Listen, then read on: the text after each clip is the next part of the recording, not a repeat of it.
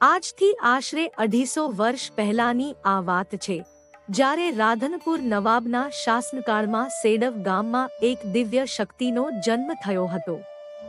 મૂળ રાજસ્થાનના ચરણ વેરશિદાન પાસે જાતવાન સાંડો હતી, જેની ચોરી થતાં તેઓ ન્યાયની શોધમાં ગુજરાતના સીમાડે આવ્યા. તેમના 12 વર્ષના પુત્રી જવતાએ ઘરે બેઠા જ પિતા પર આવેલા સંકટને પારખી લીધું અને અદ્ભુત ચમત્કાર બતાવ્યો. બળદ વિના જ ગાડું ચલાવીને જવતા આઈ અન્યાય સામે લડવા સેડવ પહોંચ્યા, જે જોઈ સૌ અચંબિત થઈ ગયા. જત દરબારો પાસે પોતાની સાંઢો પાછી મેળવવા આઈ જવતાએ ઘણી આજીજી કરી, પણ અભિમાની જતો માન્યા નહીં. છેવટે સત્ય અને ન્યાય માટે આઈ જવતાએ ત્રાગુ કર્યું અને પોતાના અંગૂઠામાંથી અગ્નિ પ્રગટ કરી પરચો બતાવ્યો.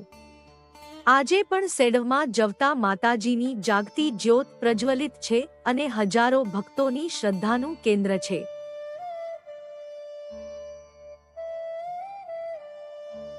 જય જવતા આઈ.